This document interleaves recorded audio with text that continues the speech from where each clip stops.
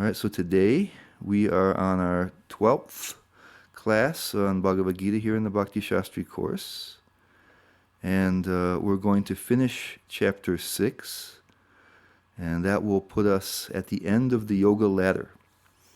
We've been dealing with the yoga ladder from chapter 2 now through 6. We have verses 24 through 47.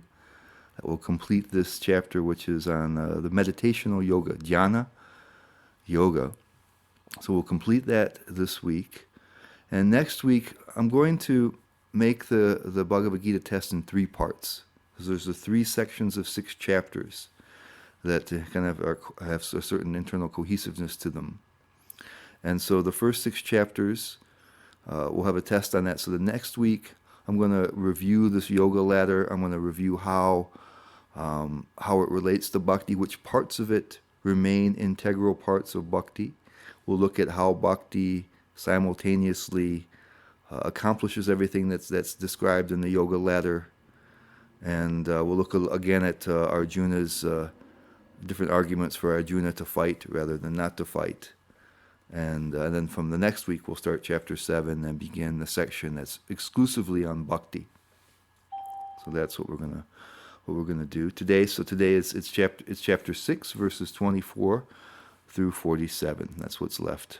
We did part way last time. So there's the first group of verses 24 through 32. They're going to describe again the practice of this meditational yoga, and especially they described kind of the preliminary stages, and now when somebody's practice is becoming mature, how they end up in perfection. So there's a certain attitude that they have to have, and then it gives a little bit of a notion of technique. We heard more about that previously, how they go to a remote place, suchi, a clean, peaceful place. They make their little asana. They sit down upon it. They have a very regulated life. They try to focus the concentration on either the tip of the nose or some of the acharyas say in the middle of the eyebrows, and try to withdraw their attention and focus on one point. At the time when they're ready to have the full result, come to perfection, then they have it has to have a certain attitude, and it mentions that, and then the techniques that they use at that time, and then what happens, the final results. That's going to be described in text 24 through 32. So that's what we're going to hear about now. In 624, gives you the attitude and 3 components of the attitude and 1 component of the technique. Okay? So the translation is: one should engage oneself in the practice of yoga with determination and faith and not be deviated from the path. One should abandon, without exception, all material desires born of mental speculation, and thus control all the senses on all sides by the mind. Okay? So the 3 components of attitude here, the word should be familiar to you from the Nectar of Instruction, nischayena. And Prabhupada here translates it as firm determination in the word-for-word translation. In the smooth translation, he calls it determination and faith. And in the Nectar of Instruction, he calls it confidence. Hare Krishna. And so they're all these are very much related terms. Firm determination, determination and faith, and confidence. In the Nectar of Instruction, we saw that the faith, or this determination, confidence, had 2 components that made it be what it was. And first of all was an understanding that one was pursuing the highest path. This is how Prabhupada defined it, that we're doing something of supreme value. And the second one was that Krishna could help us to succeed, even though it was a difficult thing. So those 2 things gave us confidence, or here firm determination. And in text 241, Prabhupada connected this vyavasatmaka buddhir, again, resolute determination is how he translates it, or being resolute in purpose, he connects that with faith. In his purport, he says that that if you understand that simply by serving Krishna everything is performed, he said this is a definition of faith. So again, it's the highest possible activity you can do. So it's connected with that. So the first of all, we have to have that. Krishna mentioned in the second chapter that they had to have this. He called it vyavasa atmaka buddhir in this case, this resolute determination, this understanding that I'm doing something that's higher than any other thing I can do, and therefore I'm committed to doing it. It's important. And he says that's required in order for you to take up the path that Krishna was chalking out for Arjuna. He wanted to not do anything that had anything material as its result.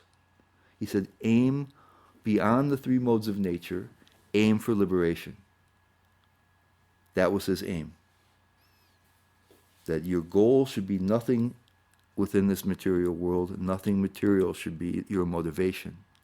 Why? You're an eternal spirit soul. Your body's not. Anything you get within this world is temporary. You are permanent.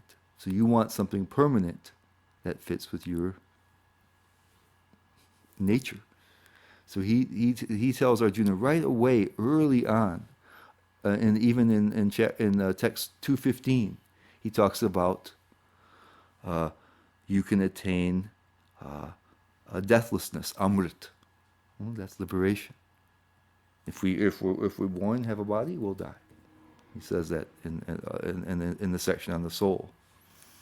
So he said that somebody who's practicing yoga, and that's what they're doing, this meditational yoga, they have to have this resolve. If they're distracted by other things, they won't be able to perform the concentration necessary. So they're doing something really, really amazing. When we heard about it early on in chapter 2, when it said that somebody who's a sthita pragya, someone who has profound intelligence, profound wisdom, they can withdraw their consciousness from everything external. That means they don't see, they don't hear, they don't touch, they don't taste, they don't smell. We think, well, what would we do if we didn't do any of those things? Who would we be? Wouldn't we cease to exist? And we think that because we've never experienced doing that. Our attention is drawn to the sensory input that comes our way, the sense perceptions. Our attention is locked on them. I was just saying before we had class, we were talking. I had a dentist when I was a kid, and when he would give the shot of Novocaine, and I'd heard people, say that was unpleasant. He would grab me by the cheek, and he'd pull my cheek, and so you think, oh my God, he's tearing my face off, and at the same time, then he'd poke me with a needle, and I never felt a needle because I was worried about my face. Nice. Right? The attention went someplace else. I just got distracted. Right? So now, everything happened. The needle went in, the nerve endings recorded the piercing of the needle, it sent it to the brain, right? It did all whatever happens in the brain happened, but I didn't notice it. I was busy, preoccupied with something else. Okay? So that's how things they're there. How can I not see? How can I not hear? How can I not smell? They don't pay attention to it. The sensations are there, but they do not pay attention to it. They withdraw it. That's what they're trying to do. So to do that, you have to have this resolute determination that what I'm doing is the most important thing. And the goal I have is more important than anything that's surrounding me. So it takes this resolute determination. That's what it takes. And this is without deviation. And the deviation says, it says, anirvina chetasa, without deviation. Baladev Vidyabhushan says that there's an element of doubt expressed by this term. I don't know if I can really do it. That's what he said. That's a hint here. So so in order to have no deviation, it takes that confidence that you're doing the right thing. Nothing else is distracting you. Nothing else is competing. And then the other thing is that sankalpa prabhavan kaman chaktva, that all the desires, material desires, kaman, that come from your mind, right? The mind, we're sitting in our mind, says, what about this? What about that? Prabhupada calls it, he says, the reservoir of all ideas for sense gratification. The mind is the reservoir of all different types of ideas. So he says, and so we think, well, I would like that. I would want to do that. I would like to experience that.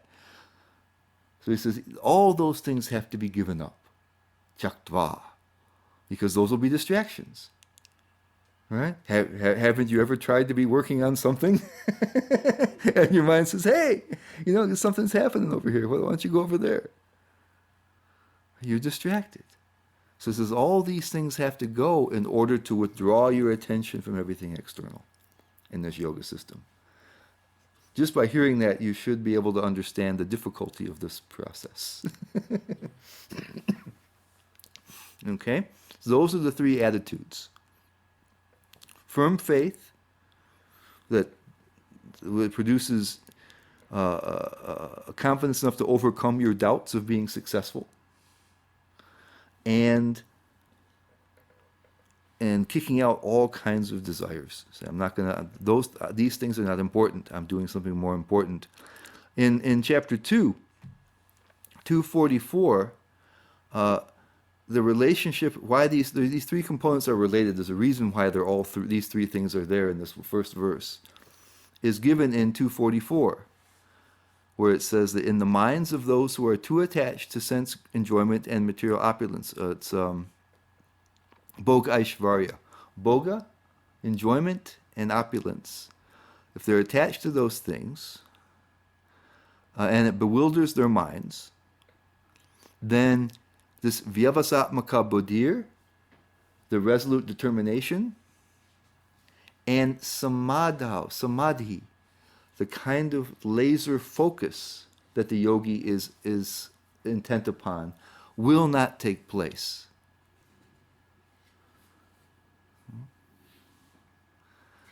So that's why it says it's completely necessary for them to have this renunciation of all the material desires that come from the mind.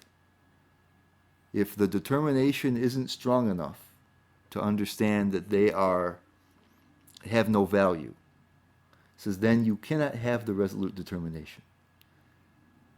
It says you'll be, it says, as it says in 241, your intelligence will have many branches. This is valuable, that's valuable. You'll be balancing different types of valuable things. Here it says you have to have one value. Otherwise you're going to be distracted. Your mind is going to be distracted by something. You can't. So here it's that's why those things are there. If there's too much attachment for things, you'll have your spiritual life as a value, but you'll also have these other things as a value. Right? So it won't be, if you have atmaka, you won't have confidence. It won't be steady. So it says your confidence, your determination has to be strong enough to kick out all these mental desires.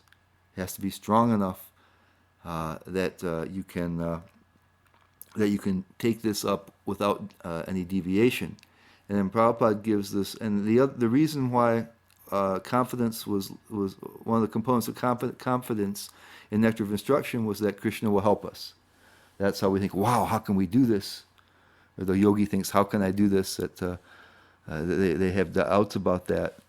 And Prabhupada, he quotes this story that both the other commentators that I'm looking at mostly, Baladev Bijabhushan and Vishwanath Chakravarti Thakur, gives this famous story. Prabhupada repeats this other places, but this is one place where it's prominent. And Prabhupada says in his purport, as for determination, and this is the part where you're confident because you get help. It's a hard job, but you think that Krishna will help you.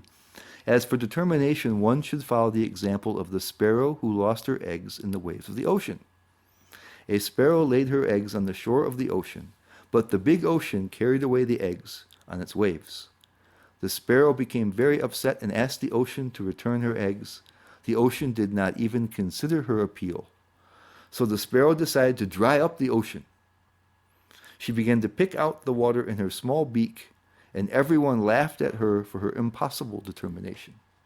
No chance you can empty the ocean by little beakfuls. The news of her activity spread, and at last Garuda, the gigantic bird carrier of Lord Vishnu, heard it. He became compassionate toward his small sister bird, and so he came to see the sparrow. Garuda was very pleased by the determination of the small sparrow, and he promised to help. Thus Garuda at once asked the ocean to return her eggs, lest he himself take up the work of the sparrow. The ocean was frightened at this and returned the eggs. Thus the sparrow became happy by the grace of Garuda. So the commentators say that even if it's the practice of this meditational yoga or even jnana yoga, that the Lord helps people who have determination. That's what Vishwanath Chakravarti Thakur says. So this applies both to our bhakti, but it applies even to the meditational type of yoga, jnana yoga, that we're talking about here. So the practitioner should feel confident in getting help. It's a difficult task, but if they're first convinced that the goal is more valuable than anything else, even though they have some doubt about their ability to do it, that can be rectified by the notion of being helped by supernatural powers. So as far as the technique goes, the one part of the technique was in the first verse was controlling all of the senses. Controlling all of the senses. That meant, because what happens is the reason why we are so attuned to the sense data that's coming in is because we hope to find something pleasurable there. We want to see, or to avoid something that's unpleasant. And so that keeps us attracted to monitoring that situation. We think we try to come up with a good thought that's going to make us happy. We try to see what kind of sensations are there. Like I can hear now, today we had the air conditioner on, but we can't keep it on for recording, and so as the sun strikes the outside of the building, we're going to be able to begin to see that the temperature slowly increases. And if we're not great yogis here, we may feel a little anxiety as the class goes on today, as the temperature warms up in here. We wonder, are we going to be fried? Or will we survive? Will it end before it gets too hot for survival in here? Right, so like that. So we're always monitoring things like that. So it says that through that determination, one has to be able to withdraw that. We're trying to withdraw the attention from all those things. So it has to control all of the senses. Guys, we're not interested in what you're doing. All you're doing is monitoring the external situation. That's not what we're after. Then it says, gradually, step by step, one should become situated in trance by means of intelligence sustained by full conviction. That's the drita, that's the determination again. And thus the mind should be fixed on the self alone. This means the supersoul. You see the capital S in the self. And should think of nothing else. So our consciousness, our awareness is being shifted from where it is now, monitoring the external situation. And it's going to be focused in on the soul and supersoul. That's what the yogis are doing. And Prabhupada says in his purport, he says, he gives a beautiful purport, he says, by proper conviction and intelligence, one should gradually cease sense activities. This is called pratyahara. The mind, being controlled by conviction, meditation, and cessation from the senses, should be situated in trance or samadhi. At that time there is no longer any danger of becoming engaged in the material conception of life. In other words, although one is involved with matter as long as the material body exists, one should not think about sense gratification. One should think of no pleasure aside from the pleasure of the Supreme Self. Then he says, this state is easily obtained by directly practicing Krishna consciousness. This chapter is an interesting one because this meditational yoga is not something we practice in bhakti. But some of the other things that we're trying to do in that meditational yoga are important to us. And this is interesting. The techniques that are described here, we're not going to take up. Bhaktas are not going to take them up. Prabhupada's going to argue and I think as we see what they're trying to do, we can't have much optimism that we could do these things. How can we, withdraw our attention like that? I don't think any of us can have much confidence that we could be able to do it.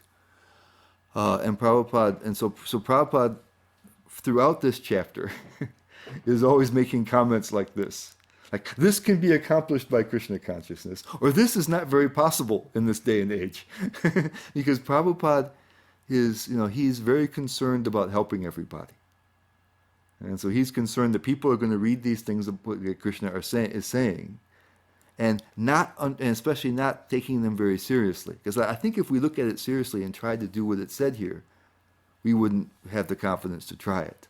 But so I can sit on a deer skin and close my eyes, and if you don't understand exactly all the details of what you're supposed to accomplish, people can think, I can be a great meditator and be a great person, like Krishna is saying. So Prabhupada, throughout this chapter, maybe more than any other, is saying, you can't do this, you can't do this, you can't do this. So Krishna consciousness does this better. Bhakti does this better. Because he's really trying to protect people from trying something that won't work for them. But he describes here nicely what the yogis are trying to do in this meditational yoga. That they're gradually ceasing sense activities, which means they're not paying attention to them. It doesn't mean the senses aren't working. But you're not, like right now, if you're not only monitoring the situation, but you're adjusting, where your eyes are going. You're listening to, like, your ears can tune in. Even in a crowd, you can turn into certain conversations. So you're doing these things. You're listening certain places. You're looking different places. You're focusing on one sensation or another. So you're controlling the senses. You're making them activate, and you're also monitoring the results that come in. So you're operating them and you're monitoring the results.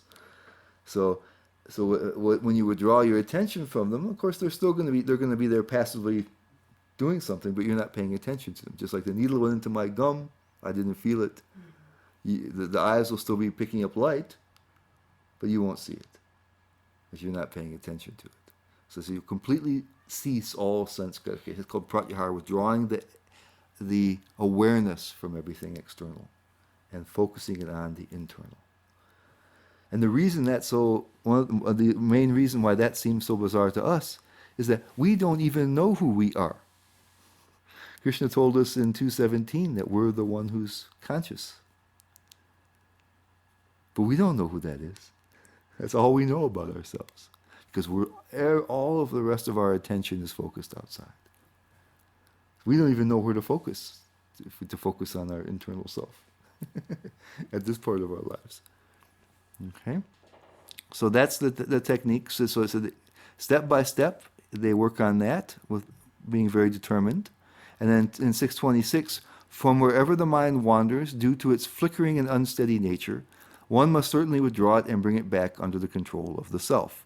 So this doesn't happen so smoothly always. This actually is a verse the closest thing we do to this meditation is when we chant japa. We're supposed to try to focus as much as we can on the mantra. So oftentimes this verse is quoted for how we chant japa. Because really when we chant japa, there's the mantra, there's us, and there's the mind. It's kind of my Guru Maharaj says it's a very simplified arena. And just you and the mind and the mantra. And so when the mind distracts us and we start thinking about something instead of listening to the mantra, we're supposed to bring it back. That's what the yogis are doing. So they're trying to pull it up, and the mind is getting out of control and looking at other things. And so they pull it back, keep pulling it back, step by step, and then keep pulling it back when it goes away. And Prabhupada says, the nature of the mind is flickering and unsteady, but a self-realized yogi has to control the mind. The mind should not control him.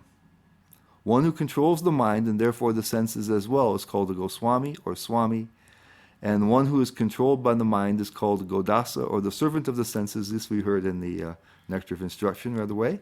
A Goswami knows the standard of sense happiness.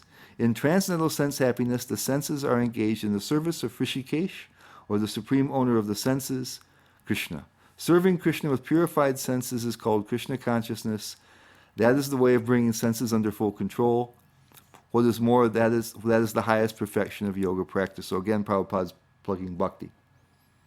He says the way we can practically do this in this day and age is you don't try to restrain the senses and take your awareness with, but you engage them for Krishna's pleasure instead of your own. And so this is the Krishna conscious way of doing it. And he's saying that that this isn't going to be very very practical in this day and age for us to really just withdraw the whole attention. So here's another example where Prabhupada's plugging bhakti. No, regarding this one actually, due to the flickering and unsteady nature. So in terms of mind actually, there's one thing. I mean, if you put this mind engaged, if you put this mind busy actually, then at least you're kind of like feel satisfaction that you are not wandering here and there.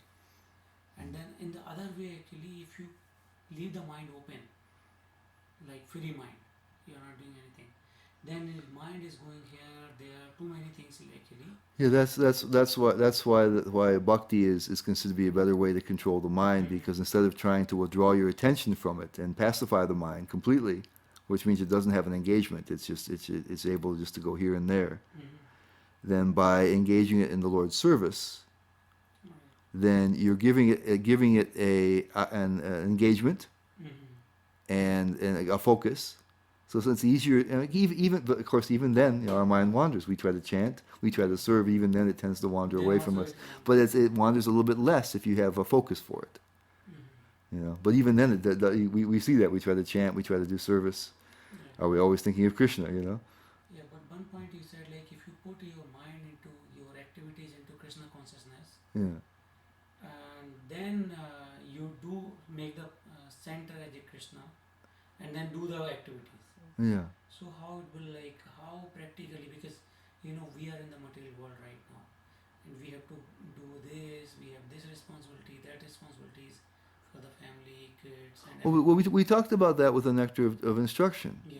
See, we talk, sometimes we can't always directly engage in something that's Krishna conscious, but we have to see how the rest of our activities are related to that. If we make Krishna conscious the goal of our lives, so then we see by supporting ourselves, Bhaktivinoda Thakur said that, okay, I'm supporting my family who are devotees. I'm supporting myself who's a devotee. So his work as a magistrate wasn't a direct Krishna conscious activity, but he saw the goal of his life. See, generally people are working their job so that they can find better ways to enjoy material happiness. Right? I can get a higher salary and higher this, higher that, and then I'm going to enjoy the results of that.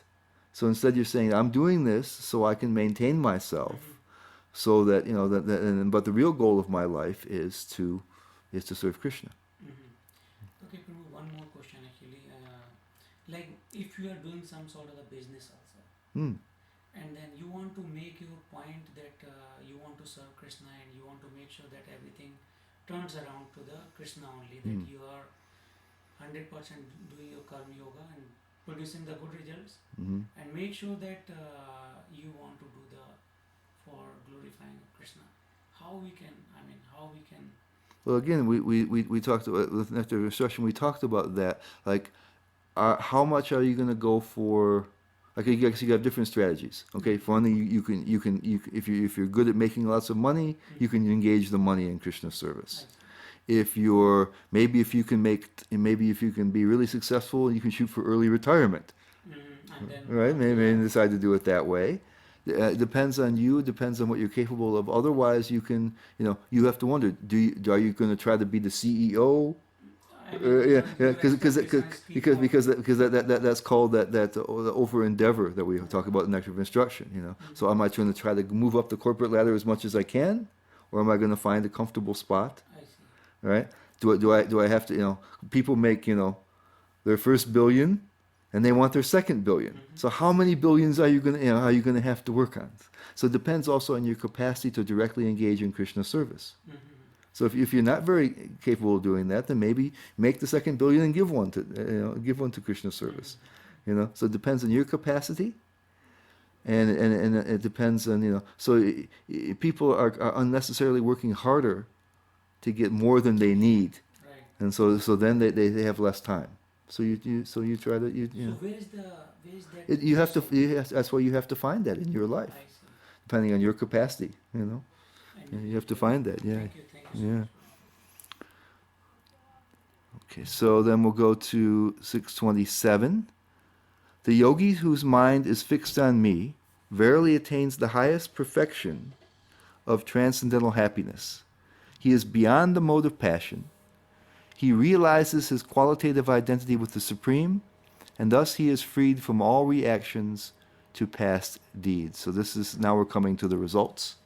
Okay, that when he's able to do that, when she's able to do that, when the yogi is able to pull the concentration back and only fixed on the super soul, then there's comes this tremendous transcendental happiness, sukham, uttamam, highest happiness. Beyond this is the mode of passion, shanta rajasam, and it becomes brahmabhutam. Realizes his qualitative identity with the Supreme, means he understands himself as spirit, and thus is freed from all reactions to past deeds. All the karma is gone. So Prabhupada says Brahmabhuta, and this also he gives a Krishna conscious definition, is the state of being free from material contamination and situated in the transcendental service of the Lord. Madbhaktim labhate param, that's Bhagavad Gita 18:54. One cannot remain in the quality of Brahman, the Absolute, until one's mind is fixed on the lotus feet of the Lord. Savaya mana Krishna padara vindayo. To be always engaged in the transcendental loving service of the Lord or remain in Krishna consciousness is to be factually liberated from the mode of passion and all material contamination. Prabhupada is making a very subtle point here. That people may come to the point of realizing themselves as being the same nature as God or as Brahman. But that can't be a permanent understanding. One has to move further. Actually, in the yoga process, it's going to take you to super soul, which Prabhupada said also moves you towards bhakti later on. You can't just stay in that state of being absorbed in Brahman. He said, and he quotes this verse in the he doesn't quote the verse. There's a verse in Bhagavatam that says that if you're not thinking of the lotus feet of the Lord, that won't remain satisfying to you, because we actually have a greater capacity than just to be Brahman. We have the capacity for love in service that isn't accessed by just being in Brahman. We heard in Nectar of Instruction, or the Isha Upanishad, that Brahman is just is Krishna's power of eternity. It doesn't have bliss. But we have bliss. We have love within us. And that can't be satisfied by that. So it doesn't address all of our deeper potentialities. And so then he quotes the Savayamana Krishna Padara Vinda. He quoted that earlier where he talks about Maharaj Ambarish, who was using all of his different senses in different ways in service of the Lord. So he's making a subtle point here that person, and even here in the yoga system, they're not stopping with that. They're going to, the next verse we'll see they go further on towards Paramatma, which then Prabhupada says will lead them further on to bhakti. But he's making that point because many people have this impersonal understanding that the goal of life is to merge into Brahman. And so Prabhupada is addressing that here, because they might look at this verse and say, oh yeah, Brahmabhutam, that's what we want. So 628, thus the self-controlled yogi, constantly engaged in yoga practice, becomes free from all material contamination and achieves the highest stage of perfect happiness in transcendental loving service to the Lord. Here it's a Brahma Sangsparsham, being in constant touch with the Supreme. And Prabhupada, again, he's giving a bhakti take on it. He says, self-realization means knowing one's constitutional position in relationship to the Supreme. The Supreme Soul is part and parcel of the Supreme, and his position is to render transcendental loving service to the Lord. This transcendental contact with the Supreme is called Brahma Samsparsha. Okay? In for the yogis, the notion of service is not really strong. They will recognize the super soul as their source. They will recognize the super soul as their superior, but the mode is called Shanta Rasa, where they're so aware of the supremacy of the Lord and the relative smallness of themselves that the notion of having to serve, that how can you do anything for the all-powerful, that your job is just to be obedient, and so the notion of service doesn't develop in them very strongly. We in bhakti, we understand how the Lord interacts with us in a very sweet way, and that He can be pleased by our service. So anyway, in any case, it says that this Brahma Samsparsham happens next. First of all, they realize Brahma Bhutam, their spiritual identity, and then they recognize the super soul. Those two things are happening. And and how does that happen? We heard about the sukham in both of those verses. And so I'm recalling this verse 259 from the second chapter. Though the embodied soul may be restricted from sense enjoyment, the taste for sense objects remains, but ceasing such engagements by experiencing a higher taste, this is param drishtra, which literally means the experience. Drishtra means like actually seeing the Supreme. Param, seeing the Supreme. He is fixed in consciousness. So in the yogi situation, they're actually doing that. They're seeing the Paramatma. And so that produces a happiness that blows everything else out of the water. And that sustains their meditation. Once they get to that point, then nothing else can be attractive. So in our practice of bhakti, we also come into contact with the Lord in various ways. And we experience the happiness of service, the happiness of our spiritual nature as we begin to do service. And that helps us to become more encouraged on the path. So let's look here. According to Baladev Vidyabhushan, Brahma Bhutam in 627 refers to having a full experience of the soul, while Brahma Samsparsham refers to having experience of the super soul. And you see Prabhupada indicates a similar thing if you look at his translations. Because he says Brahma Bhutam, he realizes his qualitative identity with the Supreme. So qualitative means we're spirit. So that means, so when we understand that we're spirit soul. So and then he says Brahma Samsparsham, being in constant touch with the Supreme. And so the first one's focused more on ourselves, our soul as being spiritual in nature, and the second one, Samsparsham, means you're in contact. Yeah. So in that case, it means in the sense of the yogi, it means the super soul is there. So that's what's happening when they're meditating, withdrawing everything else. I had this feeling when I was a kid that if you could pull your attention away from everything, I didn't know what you'd find, but I thought you would find something. I thought there was something back there. I had no idea what it was, and of course, no ability to do it. But I had that, I had that intuition that there was something, and of course, I had no idea how to actually make it happen, so I couldn't see anything. Now, 629. These now we're coming to more of the results. A true yogi observes me in all beings, and also sees every being in me. Indeed, the self-realized person sees me, the same Supreme Lord, everywhere. So imagine, right, that if you're seeing the super soul, you're not just seeing the super soul. It's just in you. But when you're out of trance, you can see it everybody. See?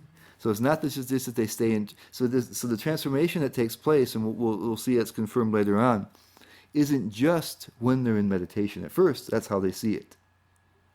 But later on, that experience carries over in many ways to their experience in the external world. The way they see things is now transformed. Once sometimes even these days you say, when you see something, you can no longer unsee it. It's so traumatic, right? And so once you've seen the super soul, you can't unsee it. It's like that, right? And so even when they come out for meditation, you know, I don't know how if how physically they see it, but they because I haven't been there, but they'll know that super soul is there in you. The super soul is there in you. That same super soul that's in me, and they know that everything is in the energy of the Lord. So it says they will see me in all beings, and also see every being in me. Sees me, the same Supreme Lord, everywhere. So even when they wake up, they've been transformed. It's a whole new world for them now. And here Prabhupada says in the purport, he says, a Krishna conscious yogi is the perfect seer because he sees Krishna as supreme, situated in everyone's heart as supersoul or Paramatma. And outwardly also every living being is situated in the energy of the Lord. As will be explained in the 7th chapter, the Lord has primarily two energies, the spiritual or superior and the material or inferior. The living entity, although part of the superior energy, is conditioned by the inferior energy. The living entity is always in the Lord's energy. Every living entity is situated in him in one way or the other. So they'll see it that way. So they only see they won't see anything disconnected from the Lord, really. So Prabhu, this yogi will be the Uttam Adhikari or higher than? No, this is different. This is not bhakti. These are not bhakti. See, Uttama Adhikari refers to bhakti. I see. So this is jnana yoga. Okay, so this is different things. The vision is similar to what an Uttama Adhikari has. Can we compare? Yeah, in some ways, but it's not yet bhakti. So some of the vision is the same, but not all of the attitude is the same. Okay, so that we'll see. But yeah, that's why it's a deep realization. We saw that in Isha Upanishad, right? Yeah, that's right. So then notice that I'm going to give a couple of examples of this that we already saw from Bhagavad Gita in 435. It said, having obtained real knowledge from a self-realized soul, you will never fall again into such illusion, for by this knowledge you will see that all living beings are but part of the Supreme, or in other words, that they are mine. Right? So this understanding is already alluded to. And then again in 5:18, the famous verse, the humble sages, by virtue of true knowledge, see with equal vision a learned and gentle brahmana, a cow, an elephant, a dog, and a dog-eater. Right? So these things were foreshadowed. This verse was foreshadowed by those. And now coming to 6:30, and this is a beautiful verse. It says, for one who sees me everywhere and sees everything in me, I am never lost, nor is he ever lost to me. And here Prabhupada says in the purport, he says, at this stage, Krishna never disappears from the sight of the devotee, nor does the devotee ever lose sight of the Lord. Now this is interesting because he seems like he's repeating himself there, actually. Those are the same two things. And I'm wondering if there was a mistake here, because when we're going to see later how Vishwanath Chakravarti Thakur talks about this. Because it's funny how he says the Lord Krishna never disappears from the sight of the devotee, nor does the devotee ever lose sight of the Lord. Same thing, right? In the case of the yogi who sees the Lord as Paramatma within the heart, the same applies. Such a yogi turns into a pure devotee, he says, and cannot bear to live for a moment without seeing the Lord within himself. So first he's talking about a bhakta, always sees the Lord. And I think actually it means that the Lord also always sees him. So pure devotee is higher than the. We're gonna find that out today easily. We're gonna find that out today. The yoga, bhakti yoga is the top of the yoga ladder. Okay, the top of the yoga ladder. But here he's saying that the yogi also anyway he sees Krishna, and Krishna sees him, and he's that. But we'll find that only some of them turn into a pure devotee, and it takes time. We'll see. That's what we'll find out. Now, Vishwanath Chakravarti Thakur, it's interesting. In his commentary, he says, he translates the verse as this, he who sees me as Brahman everywhere and sees everything in me never loses sight of me, nor do I lose sight of him. That's what it means, never lost or never lost. He's never lost to me and never lost to him. And he says, the result of this spiritual realization is stated, I, the Brahman, never become invisible to that person, na pranashyami, and the yogi never becomes invisible to me. The meaning is, we always see each other. You see? So I'm wondering if there was some mistake, because Prabhupada seems to repeat himself there. Lord Krishna never disappears from the sight of the devotee, nor does the devotee ever lose sight of the Lord. I'm wondering if he either intended or it was transcribed in a different way. Like we see each other. Yeah, that's what I'm saying. I think he meant the same thing. Same thing. Yeah, the same thing. We see each other. We see each other. They're never lost to each other. You know, never become invisible. And of course, Krishna sees everybody anyway, but he pays particular attention to one who's seeing him. That's what he says. See, so it becomes a sweet relationship. The focus is never taken away from each other. So now we have 631. Such a yogi who engages in the worshipable service of the Supersoul, knowing that I and the Supersoul are one, always remains in me in all circumstances. So on occasion, Krishna has revealed himself, throughout the Bhagavad, and here he's revealing himself again. So that Supersoul, that's actually me. And that's leading. That of course is a step towards bhakti when you start thinking like that. And here Prabhupada says in the purport, a yogi who is practicing meditation on the Supersoul sees within himself the plenary portion of Krishna as Vishnu, with 4 hands, holding conch shell, wheel, club, and lotus flower. The yogi should know that Vishnu is not different from Krishna. Krishna in this form of Supersoul is situated in everyone's heart. Furthermore, there is no difference between the innumerable supersouls present in the innumerable hearts of living entities. Nor is there a difference between the Krishna-conscious person, always engaged in the transcendental loving service of Krishna, and the perfect yogi engaged in meditation on the Supersoul. The yogi in Krishna consciousness, even though he may be engaged in various activities while in material existence, remains always situated in Krishna. So again, he gives a little subtle plug for bhakti. He says that even though a Krishna conscious person may be, he says it's the same thing as so the yogi may be meditating, but the Krishna conscious person may be active. But if the Krishna conscious person is always engaged in serving the Lord, then it's the same situation as the yogi who has vision of Paramatma. Those things are the same, and of course it helps then that we don't have to be in that kind of meditation, since it's very difficult to reach that. But he says, even so, but then he gives a plug to the yogi. He says that yogi, right? He's always situated in Krishna. He thinks of himself that way. It's a nice, especially if he understands that Krishna is the source of that Supersoul, it gives him a very nice meditation.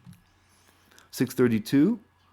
He is a perfect yogi who, by comparison to his own self, sees the true equality of all beings in both their happiness and their distress, O Arjuna. And then the purport, Prabhupada says, the perfect yogi knows that the living being who is conditioned by the modes of material nature is subjected to the threefold miseries due to forgetfulness of his relationship with Krishna. And because one in Krishna consciousness is happy, he tries to distribute the knowledge of Krishna everywhere. Here is a contrast between a pure devotee of the Lord and a yogi interested only in his personal elevation. The yogi who has withdrawn to a secluded place in order to meditate perfectly may not be as perfect as a devotee who is trying his best to turn every man towards Krishna consciousness. It says that by nature, if somebody understands the presence of the soul and the Lord in everyone, that they will see that everyone is like myself. We will reflect how I was unhappy before I became God conscious, or Paramatma, or Krishna conscious, and now how the world has changed for me in such a profound and wonderful way. And so that it says that they will think of everybody else's happiness and distress as if it's their own, and they will be naturally inclined to want to help people to come to the state that they're in. Here Prabhupada is saying that somebody who's practicing bhakti, who doesn't have to do that same type of meditation, has certain advantages in being able to contact more people and better able to help people. So can I make one point here? So here the Krishna actually on the 6th chapter, he used the, like Prabhupada on the translation used the yogi term.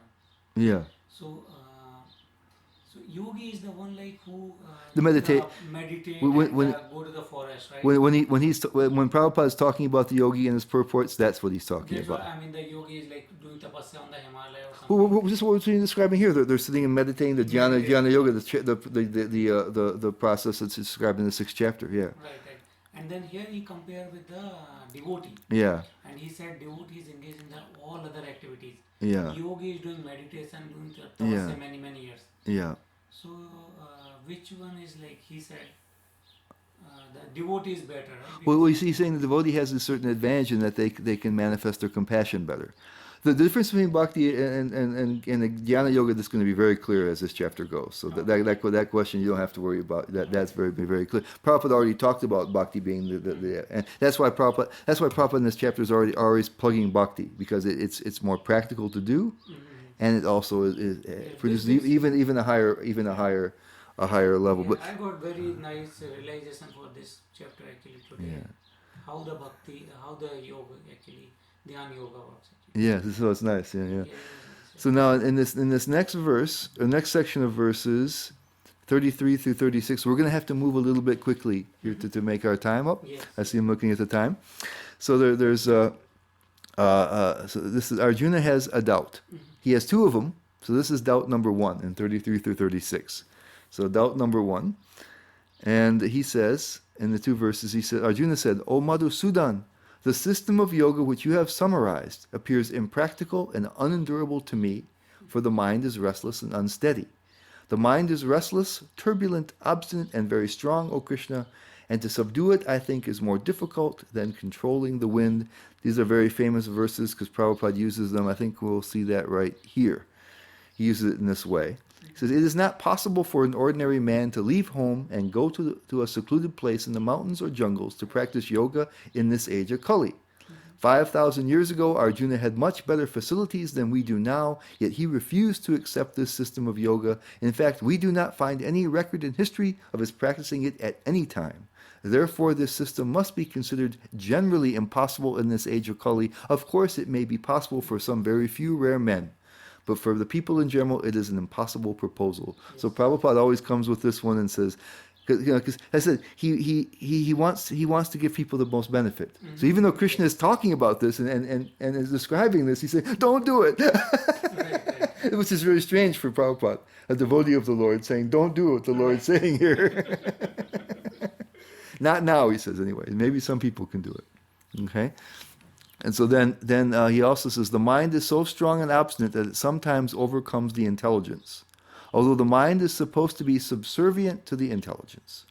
For a man in the practical world who has to fight so many opposing elements, it is certainly very difficult to control the mind.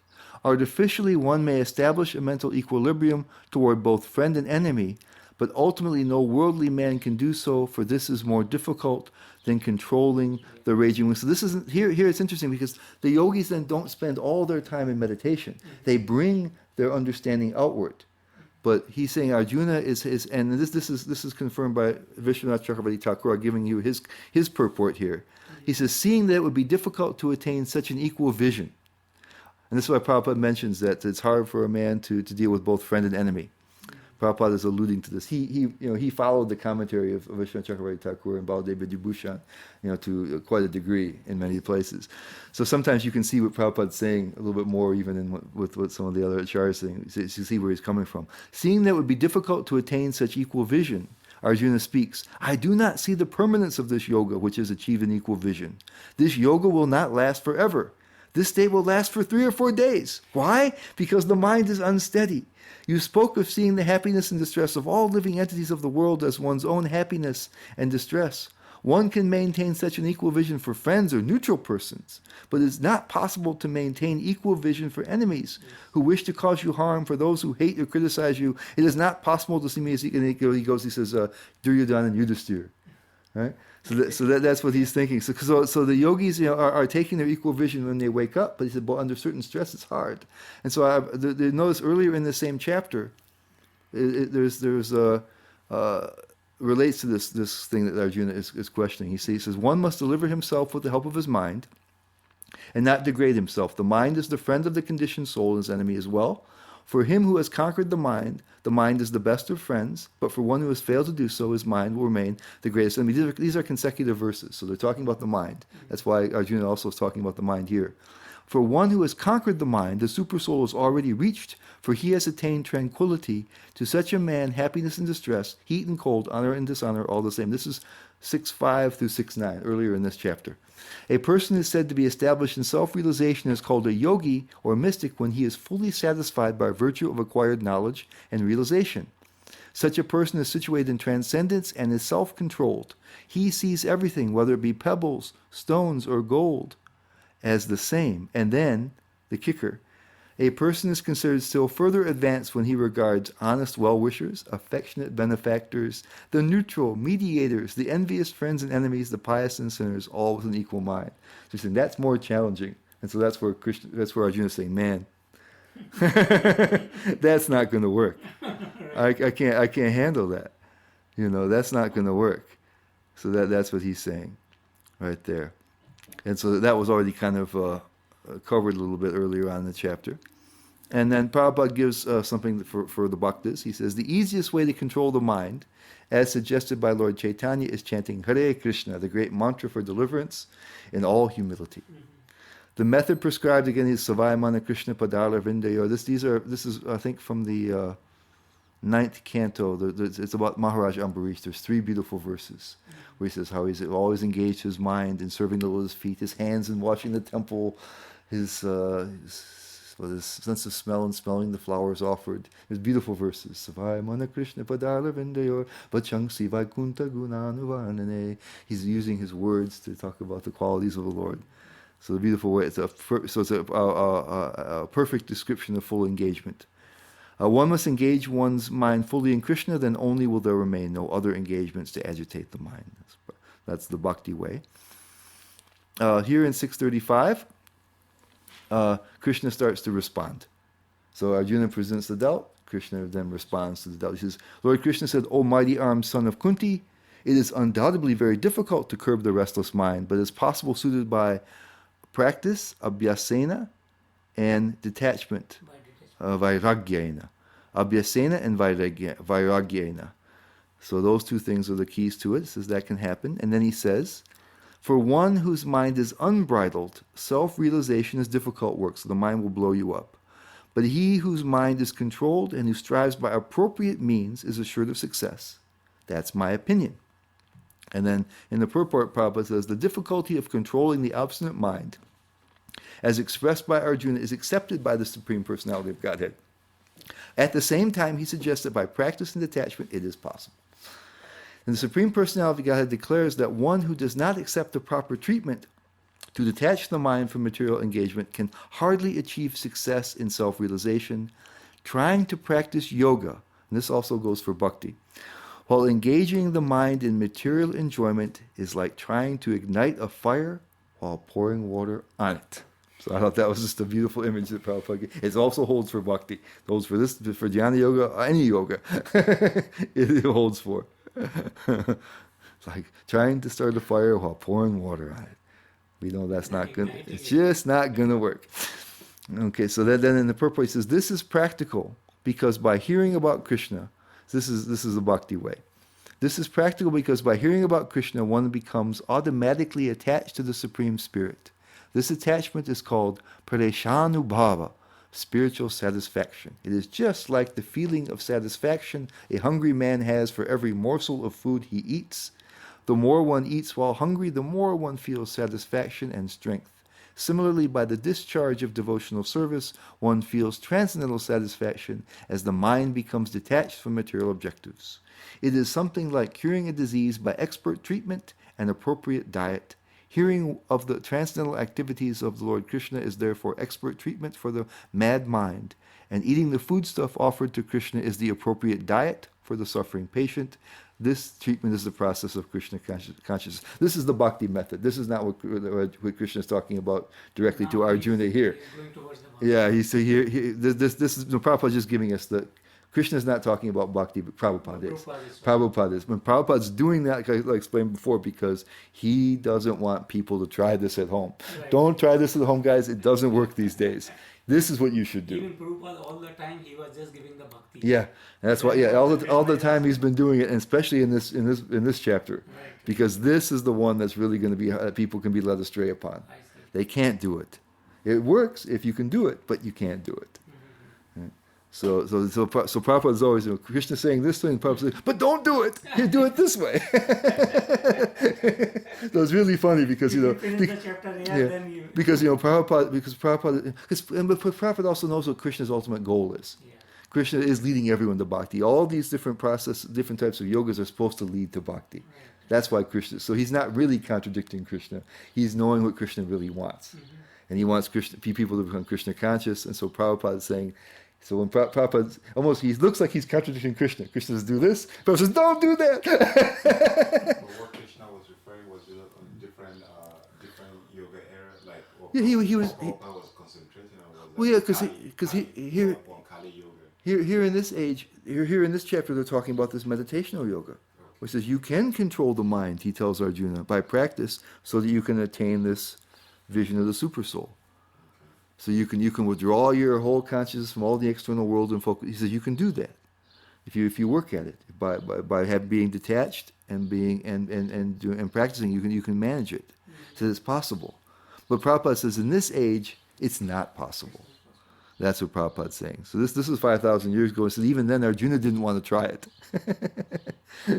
so Prabhupada, he's trying to save us here in the modern world. So on the one hand it looks like he's saying don't do what Krishna says. But because he wants us to do what Krishna really wants us to do, which is to serve him. Krishna at the end of the Bhagavad Gita says, "Hey, give up everything else and just surrender to me." So Prabhupada is fulfilling his vision there and trying to save us from misunderstanding. So now we have his second doubt, verses 37 through 45. So 37 through 39, Arjuna expresses his doubt. He says, "O Krishna, what is the destination of the unsuccessful transcendentalist who in the beginning takes to the process of self-realization with faith, but who later desists due to worldly mindedness and thus does not attain perfection in mysticism? O mighty armed Krishna, does not such a man, who is bewildered from the path of transcendence, fall away from both spiritual and material success, and perish like a riven cloud with no position in any sphere? This is my doubt, O Krishna, and I ask you to dispel it completely. But for you, no one is to be found who can destroy this doubt." The image is like this. So let's say you have two clouds: material success, spiritual success. One piece of the material success cloud breaks off and is trying to hook up with the transcendental success cloud, but he doesn't make it. So then it just disappears. That's the image that Krishna Arjuna says, "I'm giving up my materialistic pursuits. I'm going to have no desire for them, right? So I'm leaving that materialistic cloud and I'm shooting for transcendence. But what if I don't make it? Then I'm just lost. I've lost everything. I've given up my material stuff and haven't attained what it is. So am I like that cloud? Right. Just poof, like the little small piece of cloud will just kind of poof away. And then you can. So then I'm nothing. So then I have nothing. I have no place in any. I have no position in any sphere. Right? Because he says, look, because even now he says, this looks hard. Right? What if I don't make it? You know? Even if it's the best thing, what if I don't make it? So, Prabhupada says in his purport, he says, self-realization is sought by the path of knowledge, by the practice of the eightfold system, or by bhakti yoga. Following any of the above-mentioned three methods, one is sure to reach the supreme goal sooner or later. This was asserted by the Lord in the second chapter. Even a little endeavor on the transcendental path offers a great hope for deliverance. There's no loss or diminution. Out of these three methods, the path of bhakti yoga is especially suitable for this age because it is the most direct method of God realization. To be doubly assured, Arjuna is asking the Lord to confirm his former statement. So Prabhupada is saying that even for the other yogas, that notion that there's no loss or diminution has some applicability. He says that whether it's jnana yoga or astanga yoga, this meditational yoga, or by bhakti, if you begin it, there's no loss. But he says bhakti is the best because it's direct. Then he says to pursue the transcendental path is more or less to declare war on the illusory energy. Consequently, whenever a person tries to escape the clutches of the illusory energy, she tries to defeat the practitioner by various allurements. A conditioned soul is already allured by the modes of material energy, and there is every chance of being allured again, even while performing transcendental disciplines. This is called yogach chalita manasa, deviation from the transcendental path. So this is a nice sobering warning to all of us on the transcendental path. It's very difficult, that those allurements may get us again. And then finally he says, when one takes to the path of transcendence, one has to cease all material activities, this is from the purport, and sacrifice all forms of so-called material happiness. If the aspiring transcendentalist fails, he apparently loses both ways. In other words, he can enjoy neither material happiness nor spiritual success. He has no position, he is like a riven cloud. A cloud in the sky sometimes deviates from a small cloud and joins a big one. But if it cannot join a big one, then it is blown away by the wind and becomes a non-entity in the vast sky. So Prabhupada gives a nice image there. This is the image that Arjuna is giving. And then he says, to reach this goal of life through Brahman and Paramatma realization takes many, many births. Bahunam janmanam ante. This is a verse from the 7th chapter we're going to get to.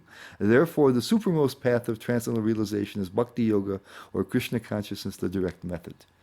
So that's another part of the answer to your question also. He's mentioning that the other ones will go there, but may take many births. So now at 40, Krishna begins to reply. The Supreme Personality of Godhead said, O son of Pritha, a transcendentalist engaged in auspicious activities does not meet with destruction either in this world or in the spiritual world. One who does good, my friend, is never overcome by evil. Vishwanath Chakravarti Thakur, he quotes that he translates it as either in this life or the next. But Prabhupada says in this world or the spiritual world. So at no time, basically at no time do they ever have any problem. And Prabhupada says in the purport, the only auspicious activities are those which lead to liberation. So Krishna was telling Arjuna right away to go for liberation. That's the only thing that's had value. And he should have that resolute determination to pursue it. Any activity which is not aimed at ultimate self-realization or liberation from the material bodily concept of life is not at all auspicious. Activity in Krishna consciousness is the only auspicious activity, and anyone who voluntarily accepts all bodily discomforts for the sake of making progress on the path of Krishna consciousness can be called a perfect transcendentalist under severe austerity. And because the Eightfold Yoga system is directed towards the ultimate realization of Krishna consciousness, such practice is also auspicious, and no one who is trying his best in this matter need fear degradation. So it's interesting. So he gives validation to the process, but he just says it's not practical, and Krishna consciousness is more direct. So he gives a couple of strong advantages, and it's just not possible to do it very well. Then Krishna says, the unsuccessful yogi, after many, many years of enjoyment on the planets of the pious living entities, Svargaloka, is born into a family of righteous people or into a family of rich aristocracy. So Prabhupada says, the unsuccessful yogis are divided into two classes. One has fallen after very little progress, and one has fallen after long practice of yoga. The yogi who falls after a short period of practice goes to the higher planets, where pious living entities are allowed to enter. After prolonged life there, one is sent back again to this planet to take birth in the family of righteous Brahmana, Vaishnava, of righteous Brahmana, Vaishnava, or of aristocratic merchants. So they get their material enjoyment if it's short. And you maybe even both of them, the intermediate style, they go up there first, and then he says, or if unsuccessful after long practice of yoga, he takes his birth in the family of transcendentalists who are surely great in wisdom. Certainly, such a birth is very rare in this world. So we talk about the children of devotees are being mentioned here, and Prabhupada says in his purport, he says, birth in the family of yogis or transcendentalists, those with great wisdom, is praised herein because the child born in such a family receives a spiritual impetus from the very beginning of his life. It is certainly very fortunate to take birth in such families. Fortunately, both our spiritual master, Om Vishnupad, Sri Srimad Bhakti Siddhanta Saraswati Goswami Maharaj, and our humble self, Prabhupada's talking about himself, had the opportunity to take birth in such families. By the grace of the Lord, and both of us were trained in the devotional service of the Lord from the very beginning of our lives.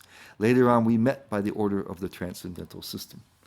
So people who are really advanced in yoga, they will take birth in not in rich families or in Brahmana families, but in devotional or at least transcendental families, the advanced yogis or bhaktas, depending on who they were.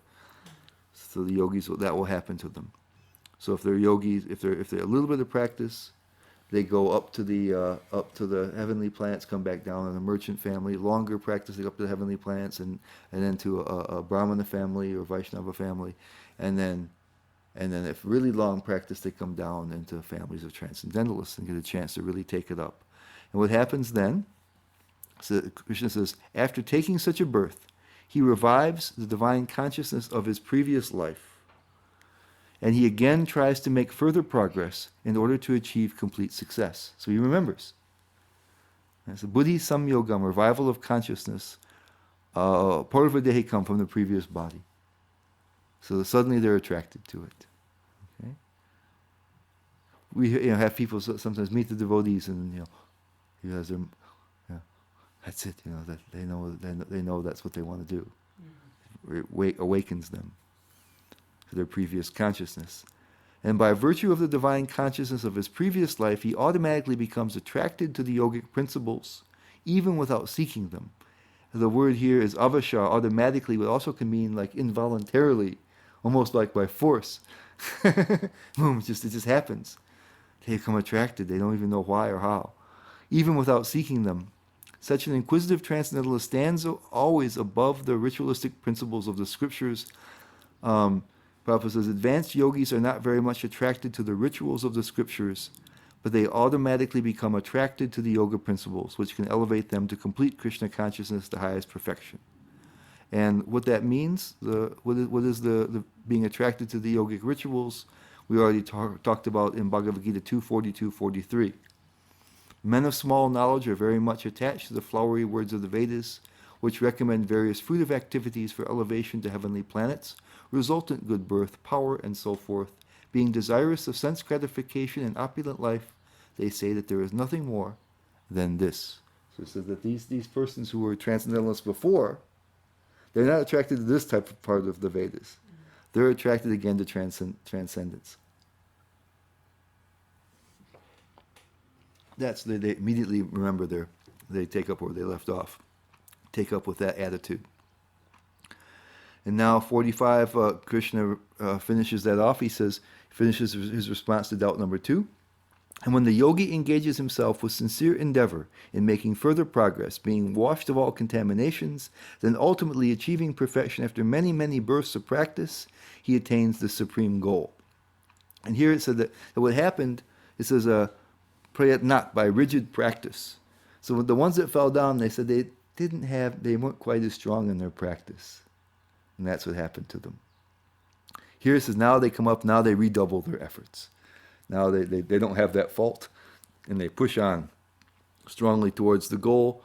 And Prabhupada says, a person born in a particularly righteous, or aristocratic, or sacred family becomes conscious of his favorable condition for executing yoga practice. With determination, therefore, he begins his unfinished task, and thus he completely cleanses himself of all material contaminations. When he is finally free from all contaminations, he attains the supreme perfection, Krishna consciousness. Krishna consciousness is the perfect stage of being freed from all contaminations. This is confirmed in the Bhagavad Gita 7:28. After many, many births of executing pious activities, when one is completely freed from all contaminations, and from all illusory dualities, one becomes engaged in the transcendental loving service of the Lord. So Prabhupada says, when these other yogas are successfully performed, they lead you to bhakti. That's what he's saying. So there's only 2 verses left in this chapter, and it's a conclusion. One verse is kind of a conclusion, and the other one begins our transition to bhakti. Here Krishna tells you exactly that you should take up bhakti. So 46 is, a yogi is greater than the ascetic, a tapasvyo adhiko yogi, jnanabhyo. So the tapasvi, ascetics, and the jnanis. So it says a yogi is greater than an ascetic, greater than the empiricist, and greater than the fruitive worker. Therefore, Arjuna, in all circumstances, be a yogi. So we talked about this quite a bit in different times when Arjuna was saying he didn't want to fight. In some places, Krishna was talking about how knowledge was the important thing. Now, you should gain jnana, you should gain knowledge. Other times he was saying you should become renounced. Tyaga, you should be renounced. And so each time Arjuna would think, well, then if knowledge is better, intelligence is better than activity, then why should I have to fight in this terrible war? Or if you're supposed to be renounced, right? Why should I fight in the war? And so Krishna made it very clear. And of course, then there's this regular karma, which means you're trying to get material results, not karma yoga, karma. So at least the renunciation and knowledge are higher than that. But even those, he was saying, no. Prabhupada was mentioning earlier how this whole process of yoga meaning you connected to the Supreme. So he talked about if somebody just renounces, but they don't have understanding of the soul, that renunciation isn't going to last. He said inside they're meditating on material things. He mentioned that in chapter 3. And so he always was recommending that you continue with karma yoga, because if you're simply doing your duty without a desire for the result, that's renunciation. That qualifies as renunciation. And if you do your activity without desiring a material result, that leads you to jnana. That leads you to real knowledge. And it's more stable than jnana. So he was talking about that the whole time. So if you have, and so Prabhupada says that if somebody renounces but they don't have knowledge of the soul, then it's useless and it won't lead them anywhere. Prabhupada also calls it monkey renunciation. And the monkeys, they live in trees, they eat only fruits, but they're not behaving very well. And they're not transcendentalists, so it's empty. And the jnanis, if they're stuck only on Brahman, and they don't develop more deeper relationship, they don't go on to this other type of, onto the dhyana yoga, also that's not very helpful. So the best thing is this yogi, and for him it means the whole process. It means all the way from karma yoga to jnana yoga to dhyana yoga. So you be the yogi who's trying to connect with the Supreme. That's higher. So that's what Krishna is saying. Nobody else has any use. Right? And then Krishna says, and Prabhupada's going to explain actually in the purport. He's going to explain what I just said actually. He says, We did this one before. whoa, where's 47? Okay, I didn't. Unfortunately. Okay, maybe I just have it there twice. Let's see if I have anything more. Yeah, okay, I have it next. Okay, I just did. Somehow I did on my PowerPoint. I did the same thing twice. Here's Prabhupada says in the purport. He says, when we speak of yoga, we refer to linking our consciousness with the Supreme Absolute Truth. Such a process is named differently by various practitioners in terms of the particular method adopted. When the linking process is predominantly in fruitive activities, it is called karma yoga. When it is predominantly empirical, it is called jnana yoga. When it is predominantly in a devotional relationship with the Lord, it is called bhakti yoga. Bhakti yoga, or Krishna consciousness, is the ultimate perfection of all yogas, as will be explained in the next verse. The Lord has confirmed herein the superiority of yoga, but he has not mentioned that it is better than bhakti yoga. Bhakti yoga is in full spiritual knowledge, and therefore nothing can excel it. Asceticism without self-knowledge is imperfect. Empiric knowledge without surrender to the Supreme Lord is also imperfect. And fruitive work without Krishna consciousness is a waste of time. Therefore, the most highly praised form of yoga performances mentioned here is bhakti yoga, and this is still more clearly explained in the next verse. Okay? So Prabhupada explained. I was a little confused because I thought I had that purport there, but because I had the same verse twice in my PowerPoint, I didn't see that commentary coming up. So I thought, I forgot to put the purport in. But it didn't. So here comes the last verse. Yeah. It says, of all yogis, the one with great faith, who always abides in me, thinks of me within himself, and renders transcendental loving service to me, he is the most intimately united with me in yoga and is the highest of all. That is my opinion. So here's the transition to bhakti. Loving service. Yeah. Service. Yeah. Bhajate. He worships me with faith. So he's given all these different levels of yoga, and he says the best one is this one, which is now a description of bhakti. And then I've given this this purport, part of the purport I've shown here. This was the basis that we used for looking at the yoga ladder, this chapter 2, 3, 4, 5, and 6. This is what I based our approach on. Prabhupada says, the culmination of all kinds of yoga practices lies in bhakti yoga. All other yogas are but means to come to the point in bhakti yoga, a point of bhakti in bhakti yoga. So they all are meant to lead you to bhakti. Yoga actually means bhakti yoga, because that's when it's fully developed, that's what it is, right? If you have a tree, an apple tree, the apple is the apple. You can say the tree is the apple because it will produce it. You can say the blossom is an apple. You can say the little immature one's an apple. But then when it's ripe, that's a real apple. From the beginning of karma yoga to the end of bhakti yoga is a long way to self-realization.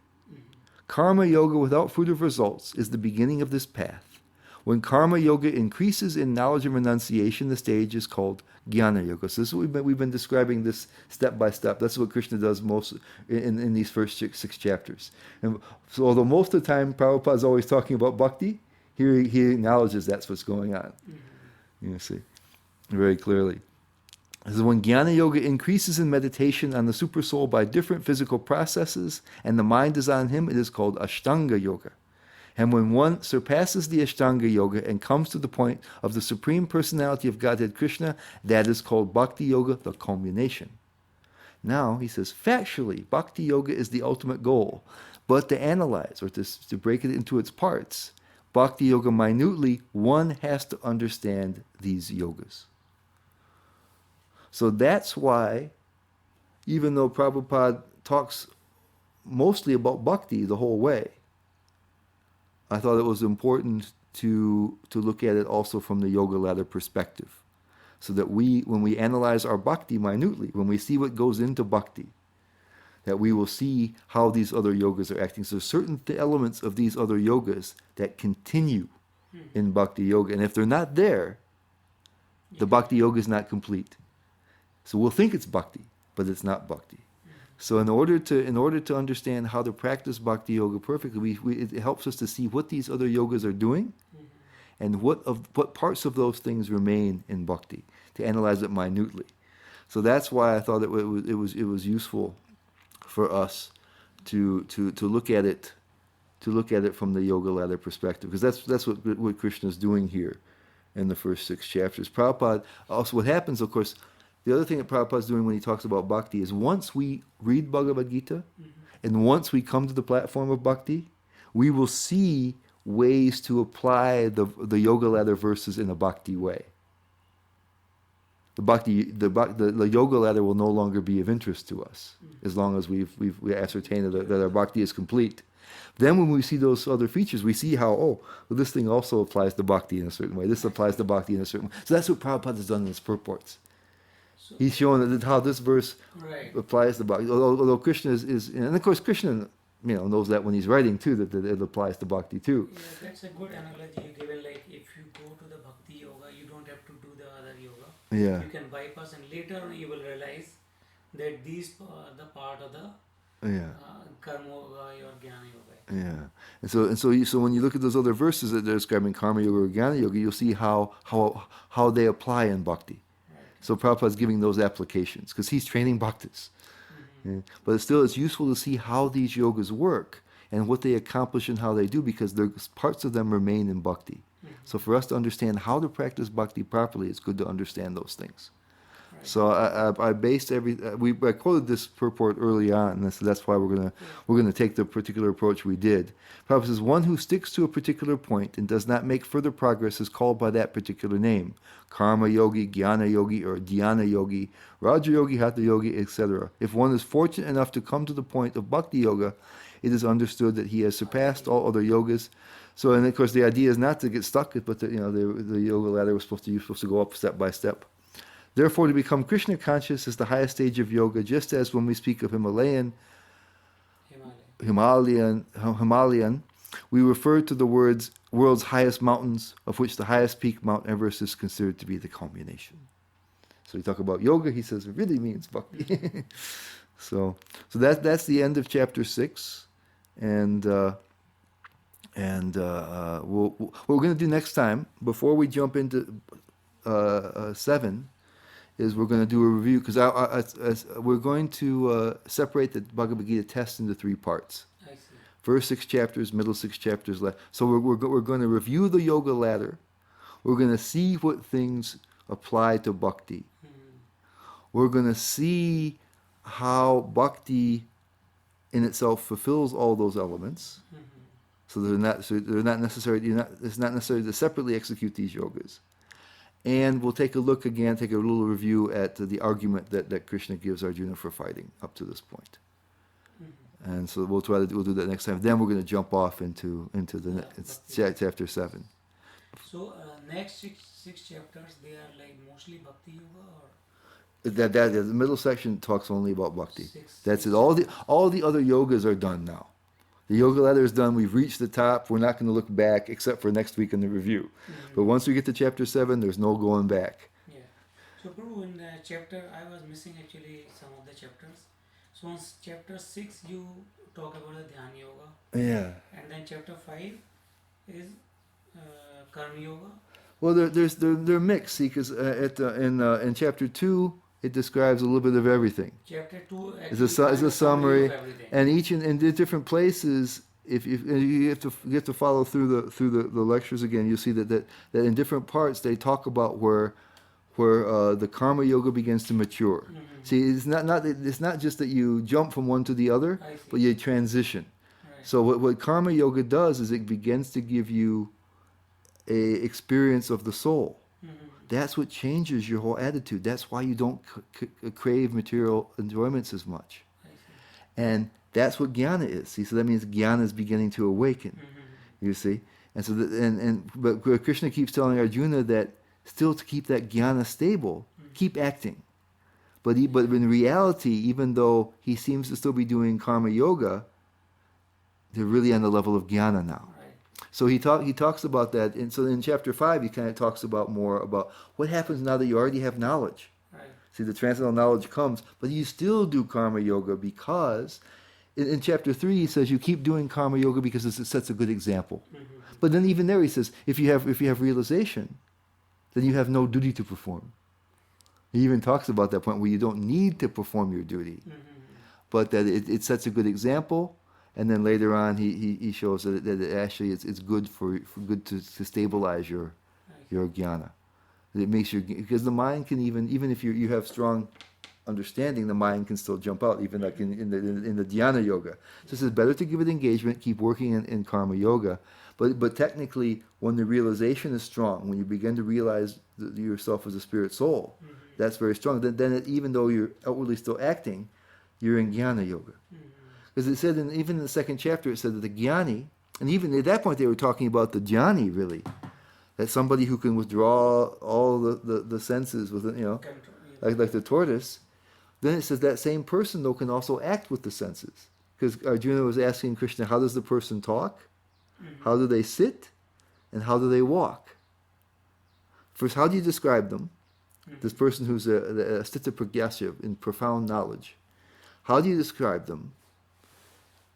How do they speak? And the way that was answered is when something good happens or something bad happens, they don't rejoice or become upset. They just say, "This is my karma." They don't become excited by the happiness. They don't become upset by the. They don't say "darn." it's even mentally. So if you ask them, they'll tell you that it's just my karma. Even in their mind, that's what they think. Right. How do they sit? Well, they're able to pull in all the senses. And how do they act? They act without attachment or aversion, raga and dvesha. So even there, it said even somebody in deep. We saw even when the meditational yogis, they come out of meditation, their world is transformed. They act with this realization of seeing the Lord everywhere, seeing the Supreme everywhere. So acting with the body, acting with the senses. Of course, in meditation you can't do it. But even after they come out from meditation, it doesn't entangle them. As long as they're in knowledge, you can still act externally, but you do it in a different way. And so that's why Krishna keeps telling Arjuna to go ahead and fight. even if your karma yoga has advanced to jnana yoga. The only time he tells him not to act externally is if he's going to move into dhyana yoga. Then it says for somebody who's not qualified yet for yoga, for the meditational yoga, work is the means, right? Because you keep doing that karma yoga in order to attain strong enough jnana to do it. But then it says for somebody who's mature in that yoga, then cessation of work is the means, because that's when they're going to actually meditate. That's the only time. Otherwise, he tells them always to fight, even if whether he's in the beginning stages of karma yoga or already all the way fully developed in jnana yoga. It's only when he moves to ashtanga yoga does he give him a chance. He says, okay, you can sit and meditate, But even then, you're going to wake up from meditation, and then you're still going to want him to fight. He's never going to let him off the hook. You're never going to let him off the hook.